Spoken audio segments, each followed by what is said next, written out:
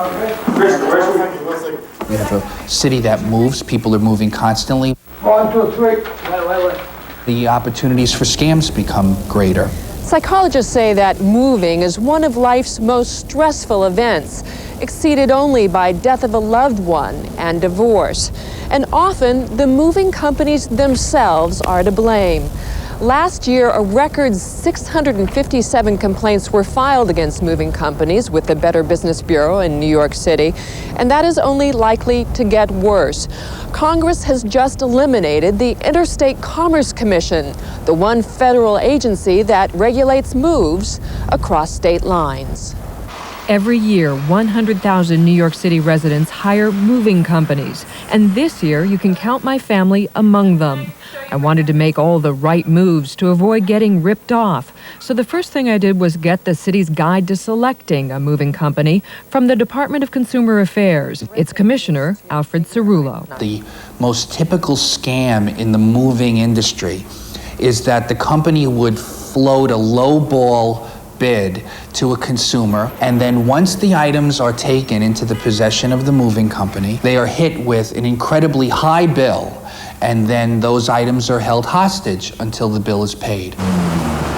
Cerullo says you should not pick a company off a lamppost or supermarket bulletin board. Most of them are fly-by-night operations. Instead, you should ask several licensed companies to come to your home to give you an estimate of what it will cost to move. Still, that probable cost of services is no guarantee. On the day of the move, the fellows arrived about an hour late. George Stringer says his relocation took twice as long and cost 3 times what Atlantic Moving had originally estimated. So he called the man who gave him that estimate. And Bill Monteverdi said that he had a bad day and it was just too bad. That I'm out to $3,000 on a $1,000 estimate. And I said, what do you mean? That? I said, well, he just had a bad day. And I said, well, we'll see about that. Stringer's complaint to the Department of Transportation resulted in an $1,100 refund. Yet if he had checked with the DOT, he probably wouldn't have done business with Atlantic. The company had 8 complaints filed against it in the last year, far more than the typical 1 or 2. He looks so familiar to me. No? Well, I'm a journalist. Oh, okay. So for my own move, we invited several companies to give us estimates, which we then recorded with a hidden camera. Jacoby Moving offered quite a deal. You're going to get $10 is free, okay? That's great. And the rates for you, that's $92 an hour instead of $98. Do you have a problem with what happened here at all? Yeah, I do. Bill Leonard of the Department of Transportation, which regulates moving companies in New York. He said that he was going to charge you $92 an hour versus $98, and $98 is what he normally would charge. By law, he has to charge everyone whatever his rate is. And to file claims, you need to write any of this down? I will.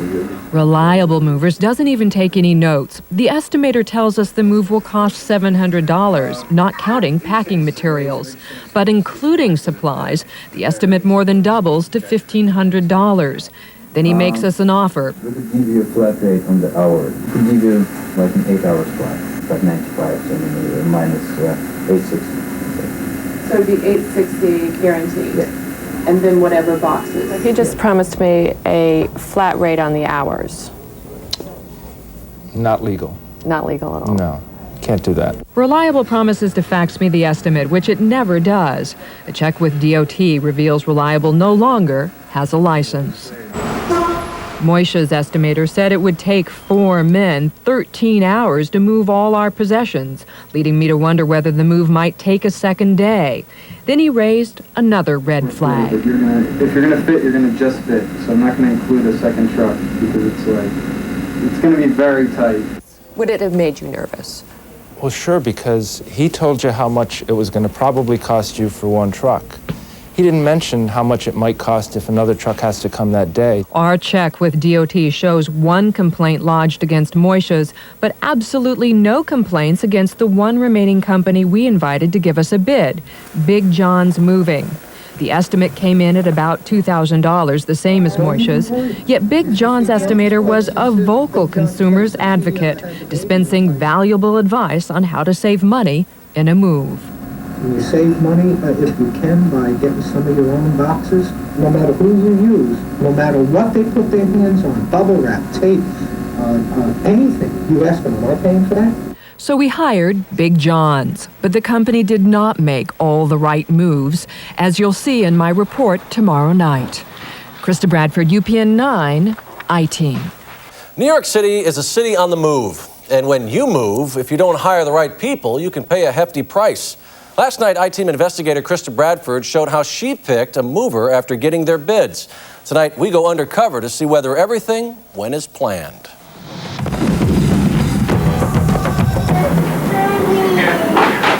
It is 9 a.m., January 29th, the day our family is moving from our crowded Upper East Side apartment. We hired Big John's Moving at an estimated $2,000. My husband and I rejected the less expensive bids, suspecting they were too good to be true. The number one scam is the lowball, giving you a low figure. Bill Leonard of the Department of Transportation regulates moving companies in New York. When the scam truly begins is the day of the move. On this day, a crew of 5 men got off the truck. Though we selected Big John's because of its stellar reputation, I was still wary of the myriad ways we could be overcharged. They say, oh, this is a much bigger job. Oh, and I can't move that until we use bubble wrap and tape, and we're going to have to use 40 rolls of tape at $3 a roll. And all of a sudden, you're caught. The tape that Big John's used cost $5 a roll. The foreman, Alex, asked me to approve the charge by initialing the order for service. Still, I questioned the expense in a conversation that took place out of view of our hidden camera. But you're not charging us for a tape, are you? Of course I'm going to charge you for a tape. You are? Yes, of course. He ended up charging us $100 for 20 rolls of tape. And if you file a complaint with us, you'll be getting that $100 back because it's totally illegal for him to charge you for bubble wrap and tape. Also, the foreman seemed reluctant to sell me more insurance coverage than the standard 30 cents a pound. We want more than 30 cents a pound. Well, since you packed your boxes, it's really not a problem. That's crazy. They're responsible for everything they move. And you should never sign off for 30 cents per pound because if they dropped your television set, you would get about $7 back. Finally, only after a half hour of haggling and a phone call to his office did I manage to purchase the insurance. With that, the move kicked into high gear. The movers emptied the apartment in a matter of hours. They worked nonstop, handled the furniture professionally, and even carried our couch down 10 flights of stairs. They broke 2 lights in the stairwell in the process, which they've since paid for, but they didn't damage any of our possessions. 1, 2, 3. Wait. My husband, Chris Bencio, and I chose Big John's because of its spotless record with the Better Business Bureau and with the Department of Transportation. Absolutely no complaints, and for the most part, our research paid off.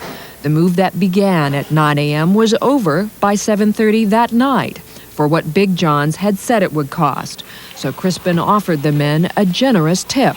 But apparently, it wasn't enough. Yeah, but 4 guys, I give $30 each.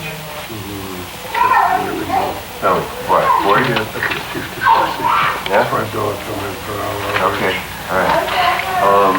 So that's $200 for them.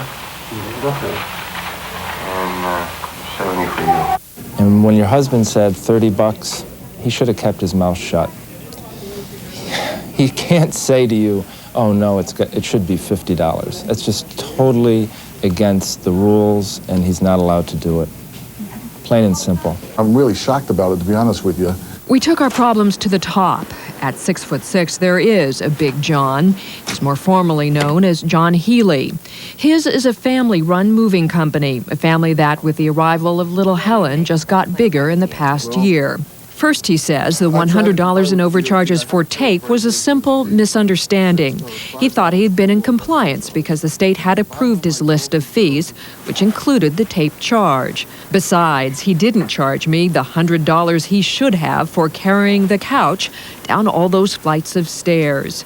But he did offer to refund the $65 wasted debating the insurance, with 5 men on the clock at $131 an hour.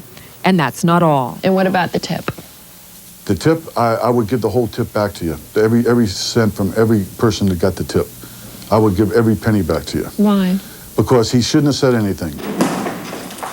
Basically, you had a pretty good move. I mean, you gave all your worldly possessions to 5 strangers, and you came out of it unscathed. And that's how my husband Crispin and I feel. Overall, the move went pretty well. And for New York City, that's saying a lot. You guys were the greatest.